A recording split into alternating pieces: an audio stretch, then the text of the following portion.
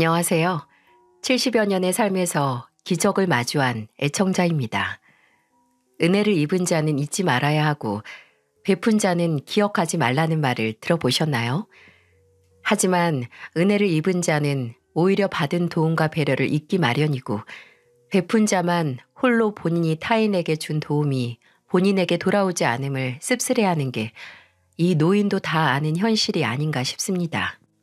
하지만 종종 생각지도 못하게 내가 가볍게 불어서 날린 민들레 씨가 훗날 예쁜 꽃을 피워 나에게 좋은 향기를 주듯 내가 남에게 베푼 친절이 기적이라는 형태로 돌아오더군요. 내 자식에게마저 믿음을 잃은 제게 찾아온 반갑고 따뜻한 만남에 대한 이야기를 여러분과 함께 나누고 싶어서 이렇게 제가 사랑하는 채널에 연락을 하게 됐네요. 자식복 빼고 다 있다. 제 인생을 뒤돌아본다면 씁쓸하지만 이 말밖에 나오지 않을 것 같았네요. 아버지는 초등학교 교장 선생님이셨고 어머니께서는 중학교 교사셨습니다. 두 분의 영향으로 저는 초등학교 교사로 일하다 남편과 결혼 후 새 아이를 낳고 빠른 은퇴를 했죠. 남편은 저를 만나던 당시 본인만의 사업을 시작한 터라 가난했기에 저희 부모님께서 외동딸 시집 보내기 못 믿어 하셨지만 남편은 저와의 결혼 생활 동안 그 걱정을 모두 청산할 수 있었어요.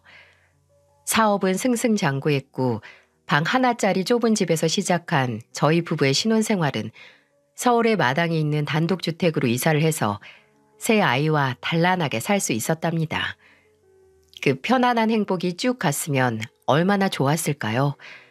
왜 부모가 어린 자식을 보며 그냥 이대로만 더 이상 자라지 않았으면 좋겠다고 기도하는지, 그저 어렸을 때는 이것들 언제 다 사람 구실하게 키우나, 어서 자라서 부모 곁 떠나서 저들끼리 잘 사는 모습 보여주면 좋겠는데 라는 생각을 한 적이 있었습니다. 하지만 다 큰 자식들을 보고는 이럴 거면 차라리 기저귀도 못된 아기인 채로 남아줬으면 하는 절절한 마음뿐이네요. 첫째는 참 어려서부터 애가 소극적이고 조용했어요. 그래도 말은 잘 들어서 공부도 곧잘해서 명문대에 들어갈 정도였죠.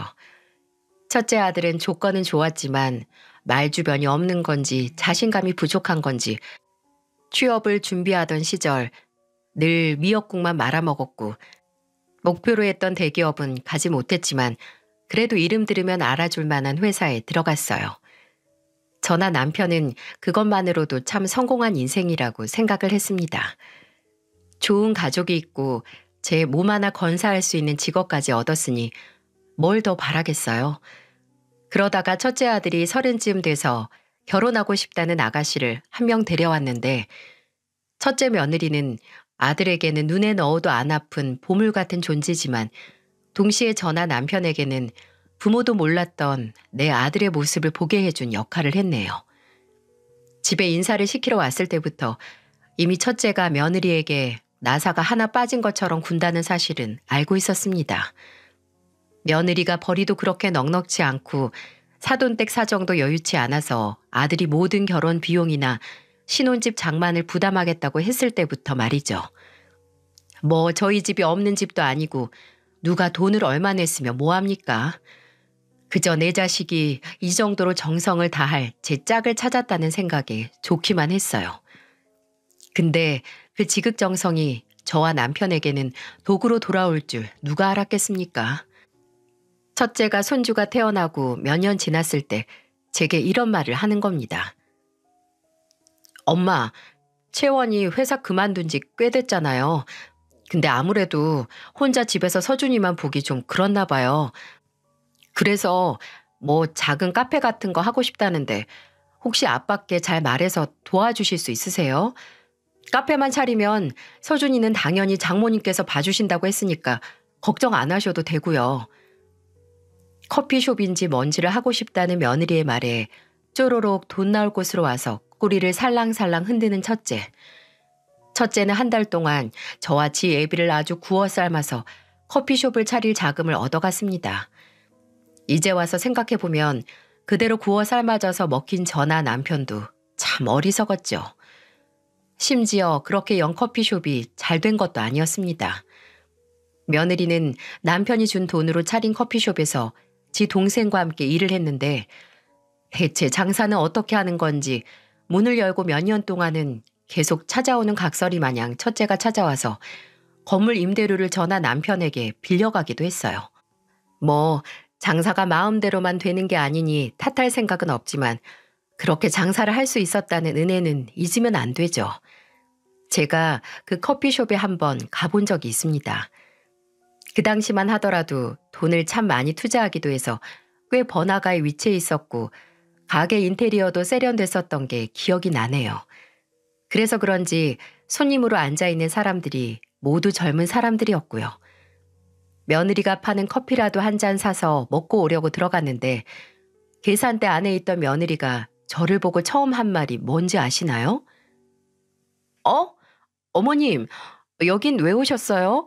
여긴 어머님이 드실 만한 거 하나도 없는데. 없기는 왜 없니? 나도 커피 마실 줄 안다 얘. 아, 그럼 한 잔 드릴까요?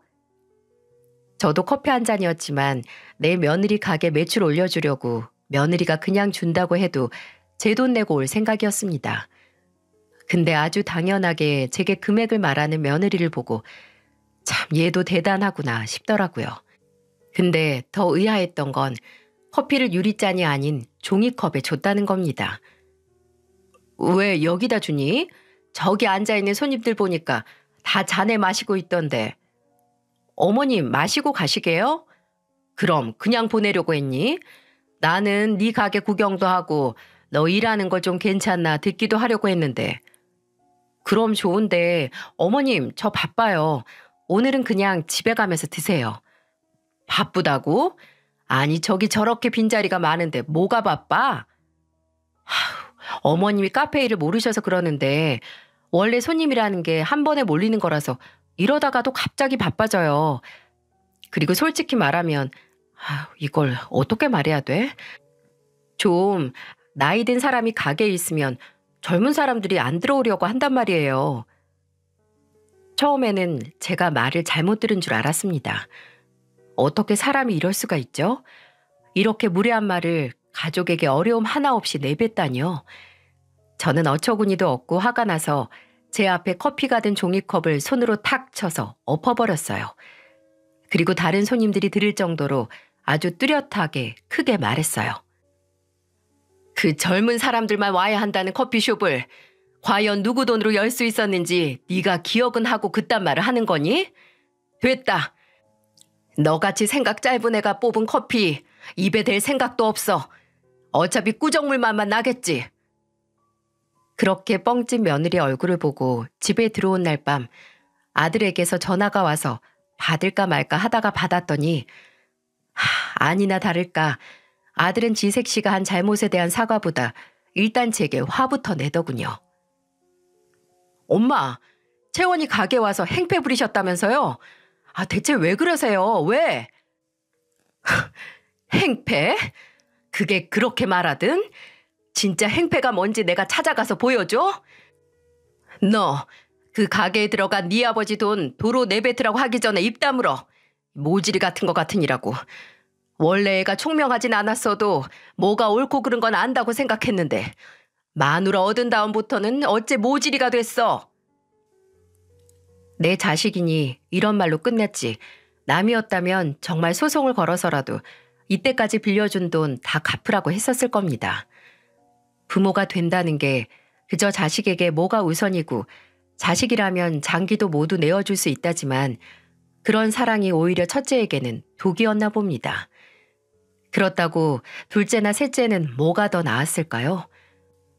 윗물이 맑아야 아랫물이 맑은데 윗물이 탁하고 지저분하니 아랫물들도 줄줄줄 말썽이네요. 둘째는 어려서부터 늘 지 아버지처럼 사업을 하고 싶어 했습니다. 공부머리가 지 형만큼은 아니었지만 경제학과를 나와서 사업을 하겠다고 열정이 대단했죠. 남편은 아버지를 존경하는 마음으로 본인의 발자국을 걷는 둘째를 응원하기 위해 초기 사업 자금도 도와줬습니다.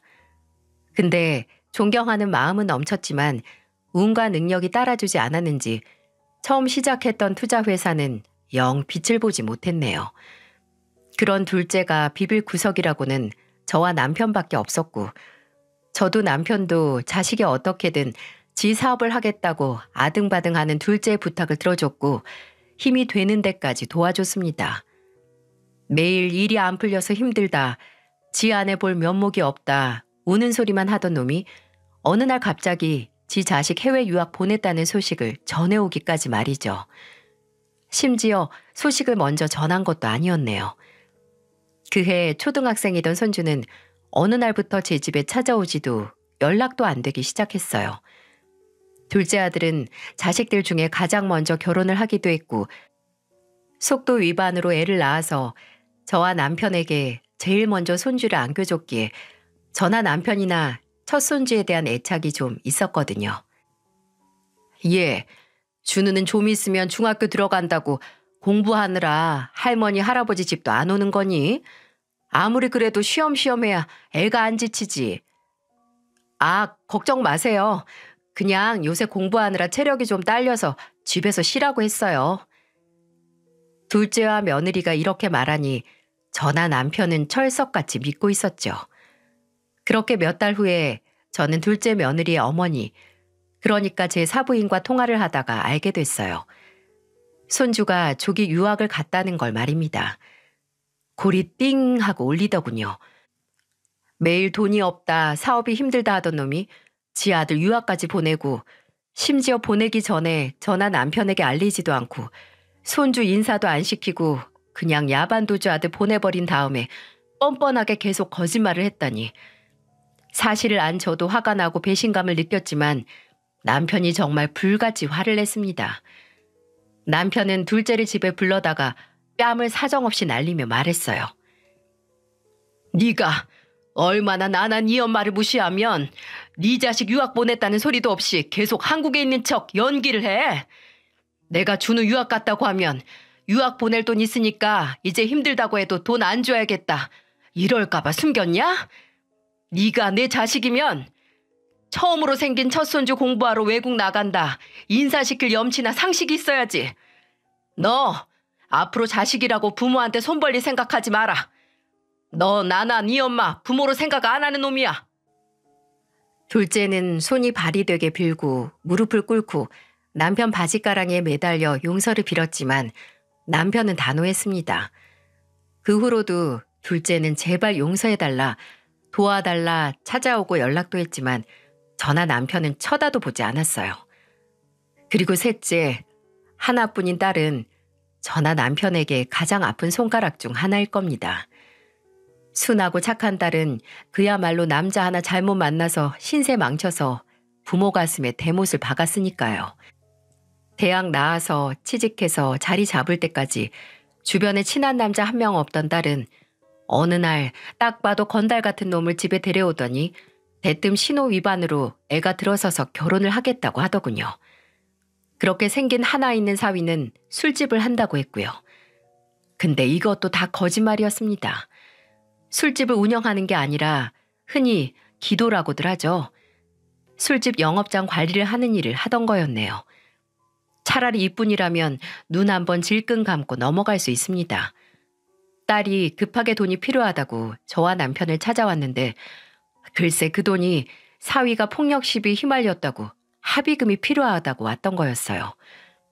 마음으로는 남을 때렸으면 감옥 가서 죗값을 받으라고 하고 싶었지만 울면서 도와달라고 하는 딸과 차마 갓난쟁이인 제 손주를 애비 없는 자식으로 둘 수 없어서 속이 썩어 들어가는 심정으로 도와줬어요. 하지만 차라리 그때 형을 살든 감옥에 가든 말든 죗값 받아 후회라도 해주게 했어야 했네요. 그 후에도 사위는 폭행, 음주운전, 영업 방해까지 아주 현란하게 쓰레기 같은 짓을 하고 다녔고 그럴 때마다 딸이 울면서 찾는 건 저와 남편뿐이었습니다. 제가 정말 참다 또 울면서 제게 신세한탄하려고 전화를 한 딸에게 말했어요. 선이야, 너 그냥 이혼해라. 요새 이혼했다고 손가락질하는 세상도 아니고 지연이 혼자 키우기 무서우면 이 엄마랑 아빠가 도와줄게. 그러니까 제발 이혼해.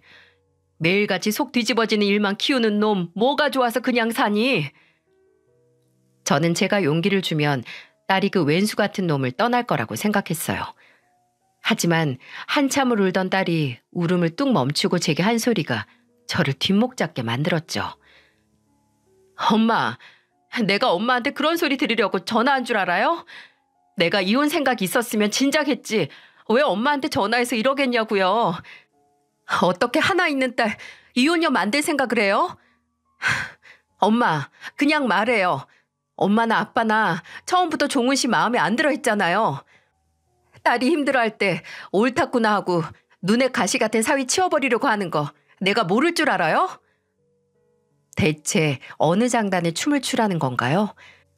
신나게 지 남편 때문에 못 살겠다고 울어서 도와주겠으니 이혼해라 한마디 한 게 부모로서 이리 질책을 받을 일인가요? 지랑 지 새끼 살길 찾아주겠다고 했는데 도리어 잡아먹을 듯이 덤비는 딸에게 도저히 참을 수 없어서 제가 한 소리 했습니다. 그럼 내가 너 우는 소리에 그냥 어쩌면 좋니? 그래도 살아야지 할까? 너 듣기 좋은 말만 듣고 싶으면 산에 올라가서 메아리라도 쳐. 딸 자식 죽고 싶다는 말 골백 번을 들어서 속 터지는 나한테 호소하지 말고. 너 이혼 생각 없으면 나한테 연락해서 네 소중한 남편 욕하지 마라. 엄마도 이제 버려야 하는 쓰레기 안고 살면서 냄새 난다고 우는 네 얘기 듣기 지쳐.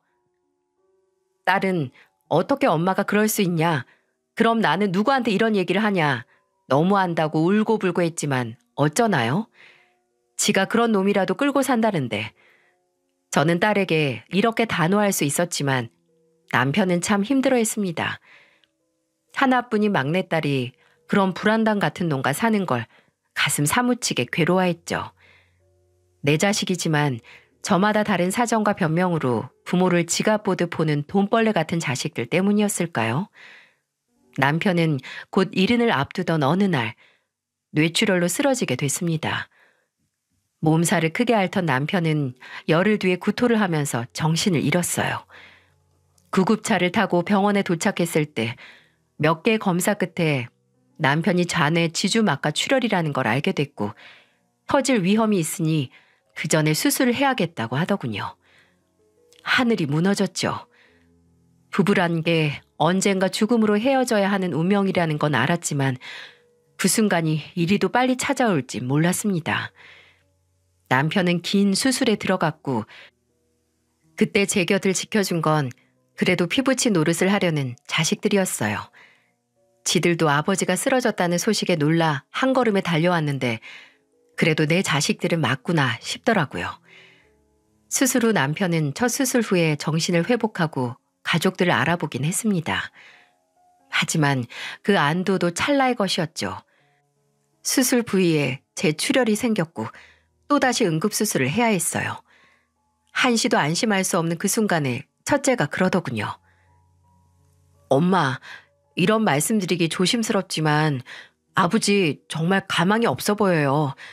조금이라도 희망이 있을 때 아빠 유산 정리하고 집도 처분한 다음에 그냥 저랑 같이 살아요.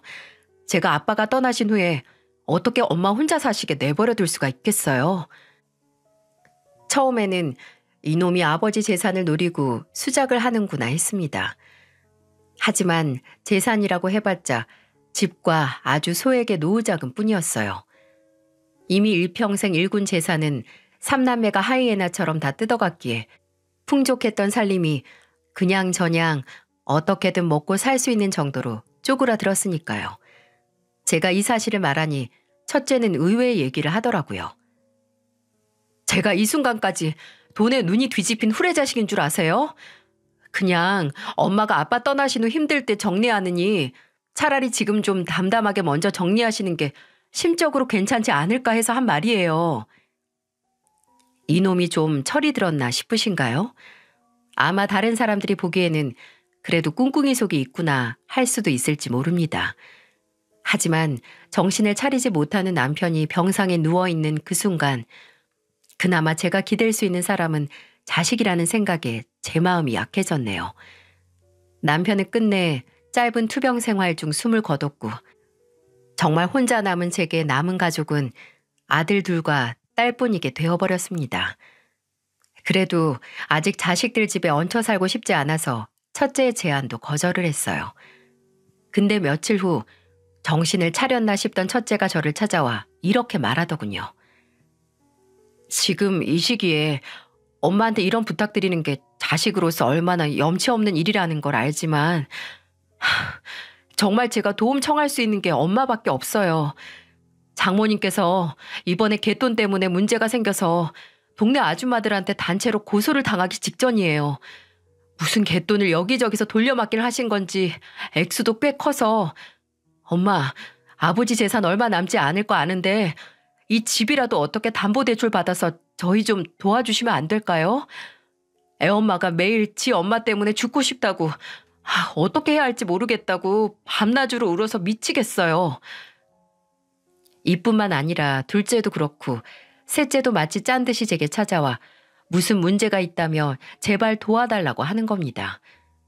둘째는 지 회사 고객하고 문제가 생겼다고 투자금을 돌려달라고 한다고 회사에 와서 난리를 쳤다고 하고 셋째는 이제 와서 이혼하겠다고 도와달라고 하고 아마 남편이 옆에 있었던 시절에 저였다면 택도 없다고 했을 테지만 남편이 떠나고 약해질 대로 약해지고 남은 건 자식들 뿐이라는 생각에 차마 애들의 부탁을 거절할 수 없었어요. 제가 정말 미쳤었죠. 하나 남은 집을 담보로 대출을 받아서 첫째에게 일정 부분을 빌려주고 나머지는 둘째와 셋째에게 빌려줬습니다. 솔직히 생각해보면 그때까지만 해도 저는 첫째가 저를 모시고 살겠다는 말을 믿었기에 그런 결정을 할 수 있었던 것 같아요. 만약 일이 잘못돼도 장남이 나를 책임져 주겠지 하는 아니란 생각으로 말이죠. 결과는 어땠을까요? 꼭 갖겠다고 하던 자식들은 제 연락을 피하기 시작했고 끝내 장기간 연체로 인해 저당 잡힌 집은 은행의 경매로 넘어가고 말았어요. 끝까지 믿었던 자식들로 인해 저는 먼저 간 남편이 남겨준 집을 잃고 만 겁니다. 심지어 이혼하겠다고 변호사 구하겠다고 돈 가져간 딸은 이혼도 안 했습니다. 저는 끝내 계속해서 연락을 피하고 집 문도 안 열어주던 첫째를 찾아가서 힘들게 얼굴을 마주하게 됐고 그렇게 마주한 첫째는 저를 보자마자 이딴 소리를 해서 간당간당 버텨오던 저를 무너지게 만들었네요. 아무리 그래도 지금 같이 사는 건 어려워요. 남는 방도 없고 그렇다고 엄마를 거실에서 지내게 할 순 없잖아요. 일단 있는 돈으로 원룸이라도 구하든 하세요. 상황 봐서 꼭. 원룸? 너는 돌아가신 네 아버지가 남겨준 그 집을 날려놓고 나한테 알아서 방 구해서 살라는 말이 나오니? 네가 내 속에서 나온 자식 맞아? 그렇게 지가 책임지겠다, 모셔가서 살겠다던 놈이 이제 와서 알아서 살라고? 이 쓰레기 같은 놈. 됐다. 차라리 이렇게 알거지 된 김에 너나 네 동생들 같은 돈벌레 치우게 됐으니 속이 다 시원하다.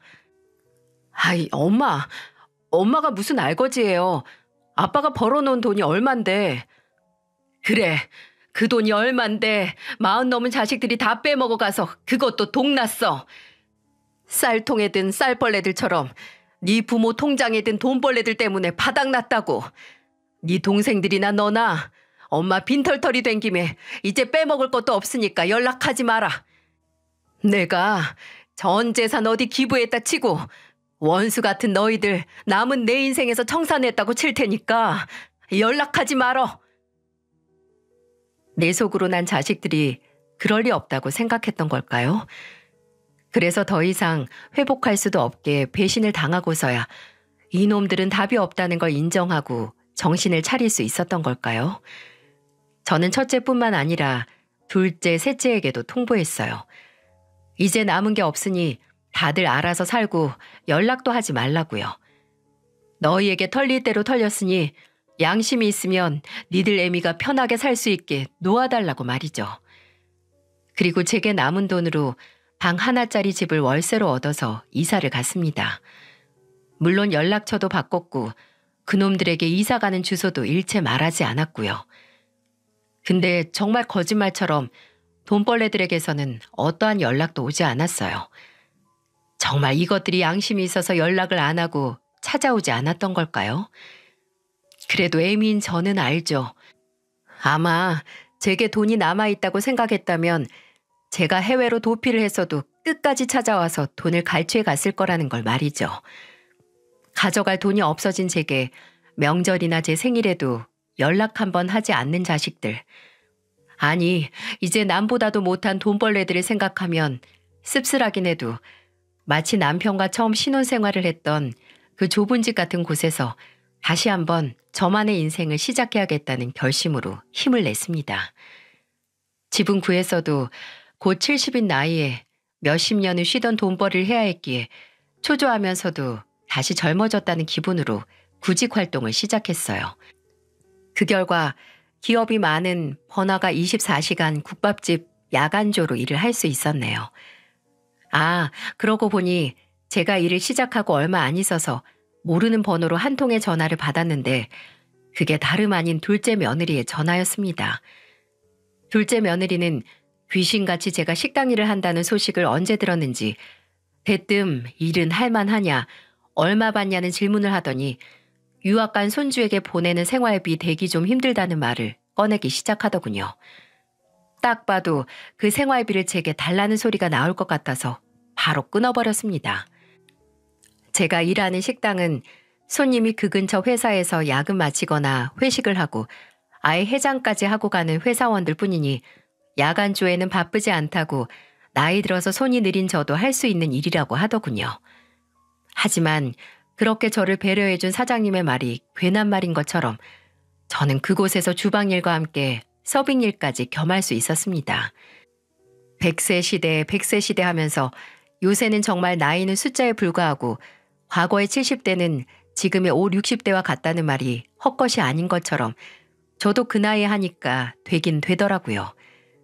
그저 그때 제게 주어진 기회와 다시 일하는 인간으로서 내 한 몸 책임질 수 있다는 생각에 그저 감사했습니다. 그렇게 매 순간순간에 감사하며 제 상황을 겸허히 받아들여서 하늘이 감동을 한 걸까요?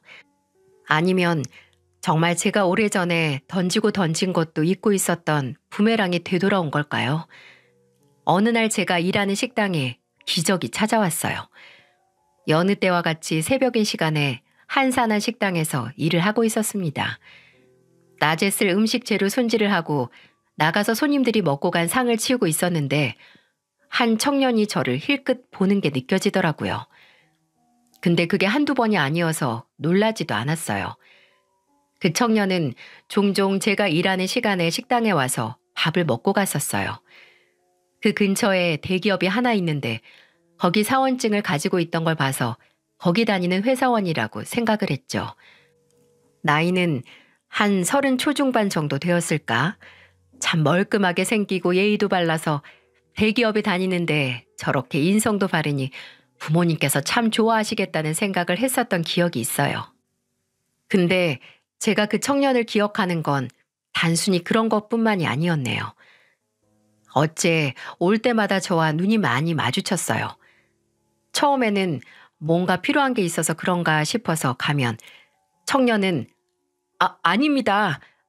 라고 어색하게 웃어 보였죠. 나중에는 어차피 눈이 마주쳐도 가봤자 아니라고 할 게 뻔하니 그러려니 했는데 궁금하긴 하더라고요. 아마 고향이 서울이 아닌데 고향에 계신 어머니가 나랑 닮아서 빤히 보나 보다 라고 저 혼자 그럴싸한 추측도 했습니다. 근데 이게 웬걸?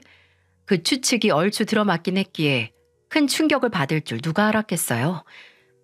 그날도 또 저와 눈이 마주친 청년에게 그냥 빙그레 웃어 보이곤 제 할 일 하고 있는데 주방에서 같이 일하는 아줌마 하나가 저를 순영 여사라고 장난스럽게 부르는 게 들렸습니다. 일하는 직원들끼리 출출하면 야식같이 음식을 만들어 먹는데 그날은 뭘 먹고 싶냐고 묻기 위해 부른 거였어요. 간단하게 육수에 소면이나 말아 먹자라고 말을 한 뒤 다시 식탁 서랍에 깨끗한 수저들을 채우고 있는데 누가 제 어깨를 툭툭 건드리기에 뒤로 확 돌아봤습니다. 제 어깨를 두들긴 건 다름 아닌 대기업에 다니는 그 청년이었고 청년은 아주 심각한 얼굴로 제게 말했습니다. 실례지만 혹시 조남이 김순영 씨 되시나요? 아, 네, 맞는데 왜 날 아시나요? 순간적으로 그렇게 식당에 올 때마다 나를 흘끗거리는 청년이 어찌 내 이름 석자를 알고 있을까 하고 어안이 벙벙했어요. 뭐 아까 같이 일하는 아줌마가 내 이름을 불렀기로써니 성까지 알고 있다는 게 의아했죠. 근데 충격적인 건 이것뿐만이 아니라 제가 고개를 갸웃거리며 맞다고 하자 힘이 툭 하고 빠진 것처럼 주저앉아서 오열을 하기 시작한 청년의 모습이었습니다. 저도 그렇고 그때 식당에 있던 손님 2명과 청년의 곡소리를 듣고 달려나온 주방 직원들까지 단체로 이게 무슨 일인가 했죠. 저는 허겁지겁 아무것도 모르고 일단 그 청년을 달래기 시작했어요. 아이고, 총각, 왜 그래? 일단 일어나봐. 나를 어떻게 알고, 아니 이렇게 다짜고짜 울어, 어? 아주머니, 정말 저 기억 안 나세요? 저 명호예요, 명호. 아주버님 집 새방에 살던 새댁 아들 명호요. 그 말을 듣고 청년뿐만 아니라 저 또한 다리가 훅 풀려서 주저앉았어요. 맞네. 맞아, 명호. 아유, 크더니 엄마 얼굴 그대로 닮았네.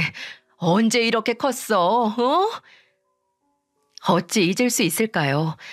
만일 누군가 예전에 헤어졌던 그리운 사람을 만날 수 있게 해준다고 하면 망설임 없이 이 청년과 이 청년의 어머니를 말했을 텐데 말이죠. 어디서부터 이야기를 해야 할까? 저와 남편이 살던 주택이 단독주택이긴 해도 본체 옆에 좀 큰 창고방이 하나 있었어요. 말이 창고지 전기도 들어오고 화장실이나 주방을 만들기만 하면 새방 줄 수 있을 정도의 방이었어요. 그래서 남편과 저는 좀 무리를 해서 거기에 싱크대를 설치하고 입구 쪽에 화장실을 터서 어느 초등학생 아들을 둔 젊은 부부에게 세를 줬었습니다. 그리고 바로 그 초등학생 아들이 지금 제 눈앞에서 마치 어린 시절로 돌아간 것처럼 눈물을 흘리는 이 청년이었고요. 그냥 집주인과 세입자의 관계였다면 이렇게 만나자마자 서로 눈물을 쏟진 않았겠죠. 그 집 세댁과는 참 가슴 아프고 씁쓸한 일로 기억에 남았던 관계이기도 했고 그랬기에 더 애틋하기도 했네요. 초등학생 아들이 있긴 했지만 저보다 한참은 동생일 법한 나이이기도 했고 또 뭔가 조용하고 수줍음 많은 게 세댁스럽기도 해서 저는 이 청년의 어머니를 늘 세댁이라고 불렀던 기억이 나네요. 근데 세댁은 참 착하고 조용했지만 그 남편이라는 사람이 손버릇이 참 안 좋았습니다. 처음 그 부부가 집에 들어와 살다가 한 나흘 정도 지났을까요? 집 아래쪽에서 쾅 하는 소리와 함께 아이 우는 소리가 들리기 시작했어요. 저는 그 소리가 뭔지 직감할 수 있었어요. 우선 그 부부가 이사를 오고 난 후에 마주쳤던 세댁의 모습은 늘 소심하고 그때가 초여름이긴 해도 늘 긴 바지에 긴 팔로 온몸을 가리고 다녀서 제가 어머 세댁 안 더워? 라고 물으면 그저 어색하게 웃으면서 대화를 피했다는 게 기억이 났기에 저 소리가 세댁의 남편이 내는 가정폭력의 소리라는 생각이 들었어요. 여보, 경찰에 얼른 전화해. 새빵 세댁 지금 위험한 것 같아. 자초지종을 모르던 남편도 일단 제 말을 듣고 경찰에 전화를 했고 아니나 다를까 경찰이 출동하고 나서 새빵 문이 열렸을 때 세댁의 눈에는 커다란 멍이 들어있었습니다. 그 후로도 그 집에 몇 번의 경찰이 오고 가고 나중에는 경찰을 부르기도 전에 저와 남편이 그 새방에 달려가서 문을 쾅쾅 두들기기도 했어요. 당장 그 세댁에게 이혼하라고 하고 싶었지만 그래도 어찌 남이 당장 갈라서라고 책임지지도 못할 소리를 내뱉을 수 있겠어요. 근데 하루는 늦은 밤에 현관문을 쾅쾅 두들기는 소리가 나서 남편이 나갔더니 글쎄 세댁이 입술에 피가 맺힌 채로 어린 아들을 안고 왔던 거였어요. 그 사람이 이제 저 말고 애한테도 손을 대려고 해요. 술 먹고 저 때리다가 그거 보고 말리려는 아들한테 손을 들려고 해서 도망왔어요. 아주머니, 저 좀 살려주세요. 그때 저와 남편은 결심했습니다. 이 두 모자를 평생 책임지겠다는 각오로 사람 목숨을 살려야겠다고 말이죠. 저는 세댁에게 경제적인 문제만 없다면 이혼을 할 생각이 있는지 물었고, 세댁은 아무리 두려웠어도 아들을 위해서 그래야만 할 것 같다고 했습니다. 저와 남편은 세댁을 도와서 그 가정폭력범을 상대로 이혼 소송을 진행했고, 그 인간 알고 보니 바람도 피우고 있었더라고요. 심지어 이혼 후에 그 바람난 상대와 살림까지 차렸고요. 세댁은 차라리 상대가 있어서 본인과의 이혼을 미련 없이 할 수 있었다고 다행이라고 하던 게 기억이 나네요. 그 후에 저와 남편은 결심한 대로 세댁에게 아낌없는 후원을 했습니다. 일단 세댁에게 방세는 받지 않기로 했어요. 세댁은 그럴 수 없다고 무슨 일을 해서든 돈을 벌어서 방세를 내겠다고 했지만, 저와 남편은 돈을 벌어서 남는다고 해도 그건 하나 있는 아들을 위해 저축을 하든 뭐라도 더 사입히던 먹이던 하라고 했어요. 저와 남편은 세댁에게 격리학원이라도 보내서 남편 회사에 사무 보조로 취직을 시키고 싶었지만, 세댁은 가방끈 짧은 본인이 처지 때문에 분에 넘치는 일을 맡을 수는 없다고 일자리 문제는 어떻게 해서든 본인이 해결을 하겠다고 했습니다. 그렇게 말했던 세댁은 금방 가사 도우미 일을 구했고 아들과의 새 출발을 위해 노력을 했죠. 그때 제 자식들은 모두 고등학생, 중학생이었던 터라 애들이 학교 가고 나면 집에 저밖에 없었기에 초등학생이었던 청년이 학교 갔다 돌아오면 혼자 집에 있지 말고 저희 집에 와 있으라고 했어요. 그럼 저는 그 애가 숙제하는 걸 옆에서 봐주고 간식도 챙겨주고 세댁이 일이 늦게 끝나는 날이면 아예 저녁까지 해서 집으로 보내기도 했죠. 그만큼 어린 청년은 제 말동무가 되어주기도 했습니다. 또 하루 종일 일을 하는 세댁을 위해 저희 가족들 먹을 반찬 할 때 재료를 더 넣어서 세댁과 어린 청년이 먹을 반찬도 한 보따리 싸서 냉장고에 넣어주는 게 그 당시 제 낙이기도 했네요. 이제는 어제 제가 무슨 반찬으로 밥을 먹었는지 가물가물한 나이가 됐지만, 그 당시 세댁이 일을 시작하고 처음 제 생일이 됐을 때 얼마 되지 않는 월급에서 아끼고 아껴서 제게 선물로 꽃분홍색 립스틱과 손수건을 준비해서 수줍게 내밀었던 것과 어린 청년이 써준 편지는 아직도 생생하게 기억이 납니다. 그렇게 정말 가족처럼 제 동생처럼 지냈던 세댁이 떠난 건 그리 멀지 않은 어느 가을날이었네요.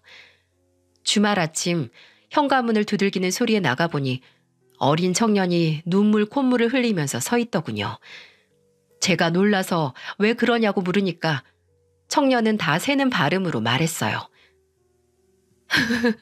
아줌마, 엄마가 숨을 안 쉬어요.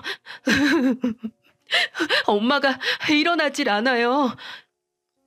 어린아이의 말에 제 심장이 덜컥 내려앉았습니다. 저는 일단 집에서 구급차를 부른 뒤 얼른 새방으로 넘어갔어요. 어린 청년의 말처럼 세댁은 마치 자는 것처럼 곤히 누워서 눈도 뜨지도 않고 숨도 쉬지 않았습니다. 도착한 구급차에 실려서 병원에 갔을 때 이미 세댁의 심장은 소생이 불가능했고 의사의 말로는 의문사가 아닌 극단적인 선택이라고 하더군요. 충격이 이만저만이 아니었어요. 아니, 분명 그 전날만 해도 저와 내리는 비를 보면서 빈대떡 부쳐 먹으면 딱이라는 군침 섞인 제 말에 웃던 세댁이 왜 그런 선택을 한 건지 이해가 가질 않았어요. 나중에 세댁의 장례식 전에 남편이 어린 청년에게 입힐 옷을 찾다가 그 방에서 세댁의 유서를 발견하기 전까지 말이죠. 그곳에는 죽을 둥 살 둥 살고 있지만 아들과 함께 앞으로 살아갈 날들이 너무 버겁고 두렵다는 말이 써져 있었고, 도움을 줬지만 끝내 이런 선택을 하고야만 자신을 저와 남편이 용서해 주길 바란다고 용서를 비는 내용과, 또 먼저 떠난 엄마가 너무 미안하다는 어린 청년에게 보내는 말이 있었습니다. 아무리 앞에서 웃고 괜찮다고 했어도 속은 불확실한 미래에 대한 초조함으로 타들어갔던 거죠.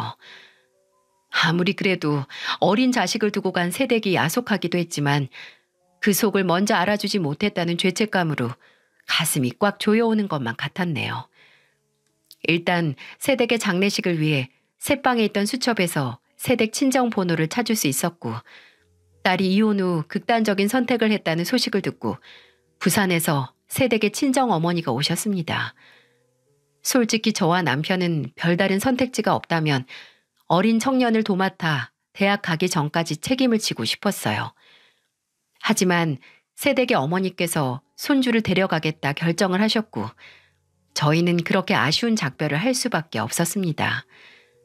저와 남편은 어쩌면 이게 마지막일 수 있겠다라는 심정으로 새로 전학을 가는 학교에서 적응도 잘하고 즐겁게 지내라고 새 신발과 가방, 옷가지 몇 벌과 학용품 등을 사서 바리바리 챙겨줬어요.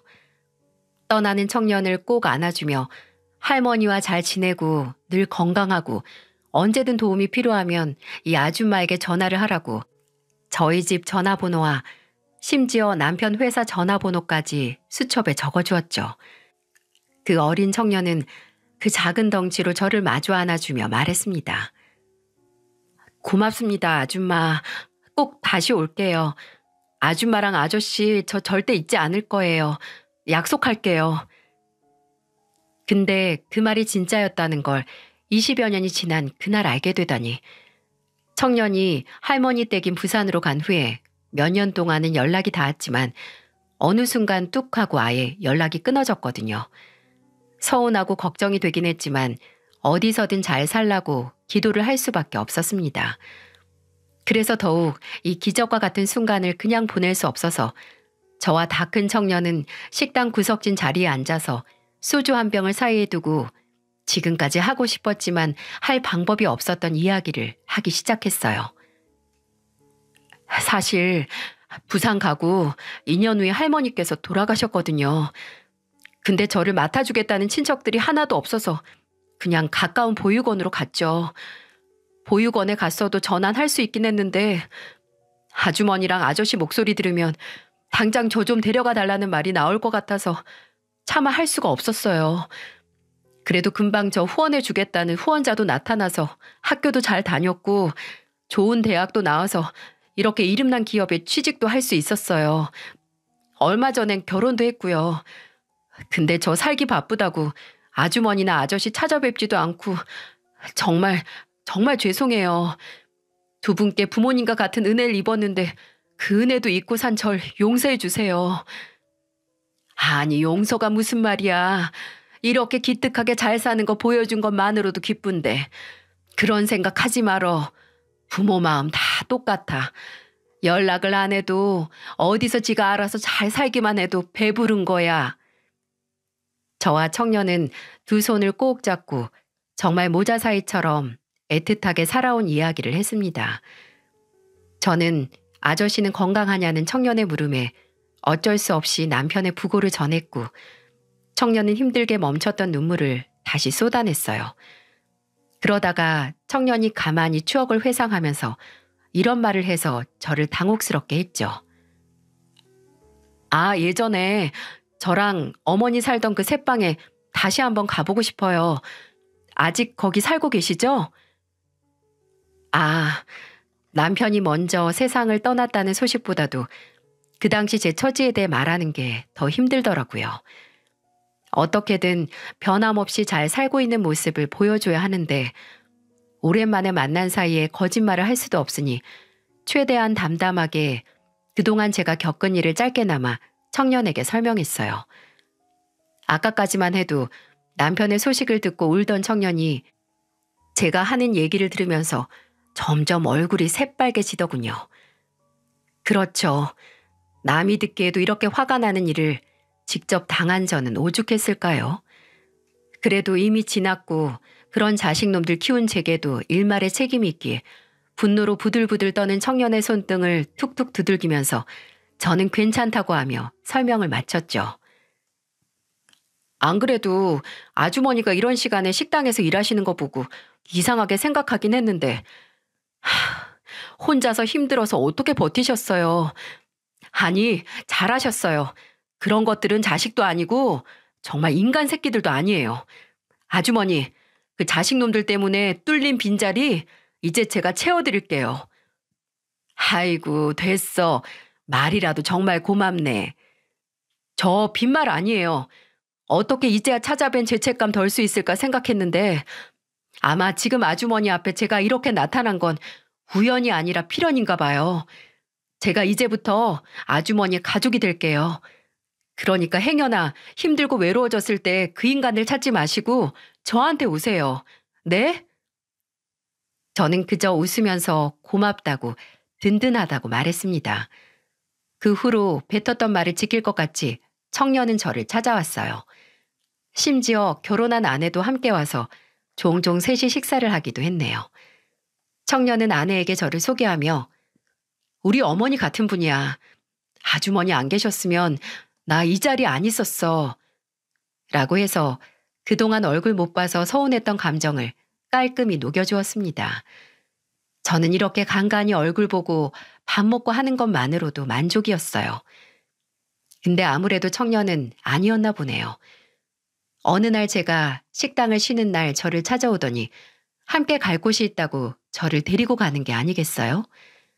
도착한 곳은 청년이 사는 동네에서 멀지 않은 곳에 있는 아주 깔끔해 보이는 아파트였죠. 제가 여긴 누구네 집이냐고 물으니 청년이 바로 이해할 수 없는 소리를 했습니다. 아주머니가 마음에 들어 하시면 아주머니가 살게 될 곳이죠. 명훈아, 그게 무슨 소리니?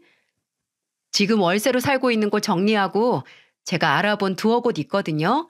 오늘 거기 둘러보시고 마음에 드시는 곳으로 계약해요. 제가 당장 집은 못 사드려도 전세 정도는 해드릴 수 있어요. 기함을 할 노릇이었죠. 아무리 소중하게 다시 만난 인연이라고 해도 전셋집을 얻어준다니. 저는 제 눈에는 아직까지 헤어졌을 당시 그 어린 모습으로밖에 보이지 않는 청년에게 그만한 도움을 받을 수 없어서 거절을 했어요. 근데 그때 빨리 그 아파트 앞을 떠나고 싶어 발을 동동 구르는 제 어깨를 잡은 청년은 가만히 눈을 맞춰오더니 이런 말을 하더군요. 아주머니, 저 아주머니 하나뿐인 가족이 되겠다는 거 진심이에요. 그리고 제가 아주머니 가족이 되는 것처럼 아주머니도 혼자인 제 가족이 되어주시는 거고요. 늘 처가를 제 집처럼 생각했는데 이제 저한테도 부모님 같은 존재가 생기는 거라서 얼마나 든든하고 하루하루가 행복한지 아세요? 지금 제가 여기 있는 건 다 아주머니와 돌아가신 아저씨 덕분이잖아요. 어렸지만 저도 다 기억이 나요. 그때 아주머니랑 아저씨가 저희 어머니께 도움을 안 주셨으면 아마 평생 그 인간한테 맞으면서 살았을 테고 어쩌면 어머니는 더 빨리 안 좋은 선택을 하셨을 수도 있겠죠. 그리고 저도 그 안 좋은 선택의 피해자가 됐을 수도 있고요. 제가 살아있는 거 다 아주머니 덕분이니까 이런 일로 부담스럽다고 생각 안 하셔도 돼요. 이미 아주머니는 20년 전도 훨씬 전에 제게 이것보다 더한 도움을 주셨고 저는 앞으로 하나하나 다 갚을 생각이니까요. 이제 제 가족은 저라는 청년의 말에 그동안 자식들 없어도 괜찮다고 스스로 되뇌이던 바짝 긴장했던 마음이 안심도 되고 뜨끈하게 녹는 것 같기도 했습니다. 내 몸과 마음을 갈아서 키운 자식들은 끝내 제게 배신과 실망감만 안겨줬는데 까맣게 잊고 산 청년은 이제 저를 책임지겠다고 나서는 모습을 보니 천륜이라는 것에 대한 부질없음과 또 인연이라는 것에 대한 위대함을 새삼 느낄 수 있었네요. 저는 청년의 바람대로 청년이 마련해준 아파트로 이사를 했고 그 후로 2년이 지난 지금도 그곳에서 살고 있어요. 제가 이사를 하고 몇 달 후에는 청년의 장모님 그리고 장인어른과 만나 식사도 했고요. 청년이 처가 식구들에게 본인에게 부모님 같은 사람을 소개시켜주고 싶다고 만든 자리였습니다. 지금도 청년은 일주일에 꼭 한 번씩은 절 찾아와 함께 식사를 하고 있고 당연하게 명절은 아내와 작년에 태어난 예쁜 딸까지 데리고 와서 시간을 보냈어요. 그리고 얼마 전 거의 3년을 생사도 모르고 살던 첫째에게서 연락이 왔었어요. 지 애미보다도 지극정성이던 아내와 처가에 무슨 이유인지 모르겠지만 이혼당해서 버림받았다고 너무 힘들어서 제 생각이 났다고 하면서 전화를 했더군요. 이제 와서 하나뿐인 모자 행세하자는 어처구니 없는 말에 그저 나는 너랑 연락 끊고 나서도 네 생각 안 났고 앞으로도 안 할 거다 라고 하고 전화를 끊었습니다. 어떻게 연락을 막는 방법을 몰라서 명호에게 말했더니 제 휴대폰을 가져가더니 알아서 막아주더군요. 앞으로도 제게 자식 같은 가족 같은 존재는 명호와 명호의 가족들 뿐일 겁니다. 은혜와 의리를 베풀어라. 인생 어느 곳에서든지 서로 만나지 않겠는가라는 말처럼 앞으로 내 행동 하나하나가 어떤 모습으로 내게 다시 되돌아올지 예상할 수 없는 게 인생이 아닌가 싶습니다. 평생 제 역할에 충실하고 거짓 없이 살았다고 자부했건만 자식들의 모습을 보며 그렇게 진실되게 살아온 날이 부질없다고 좌절했던 적이 있었습니다. 하지만 우연인지 필연인지 모를 재회로 인해서 다시 지금까지 살아온 제 인생에 대한 자부심을 찾은 것 같아서 그저 감사하기만 합니다. 그리고 그 자부심을 다시 한번 되새길 수 있는 자리를 마련해준 채널 관계자 여러분께도 감사의 말씀을 전하고 싶습니다. 제 이야기를 보내고 싶어도 글솜씨도 없고 컴퓨터는 켜지도 못하는 늙은이라서 용기가 안 났는데 그래도 한번 연락을 해보자 해서 명호의 도움으로 채널에 연락을 했을 때 제게 용기를 주고 전화까지 해서 제 사연을 정리해 주시고 많은 도움을 주셔서 감사합니다. 깊은 배려심을 느낄 수 있었네요. 늘 하고 싶은 말이 많은 사람들의 마음의 창이자 소통의 창이 되어주는 채널에 다시 한번 감사의 말씀을 드리면서 여러분들도 늘 건강하고 행복하셨으면 합니다.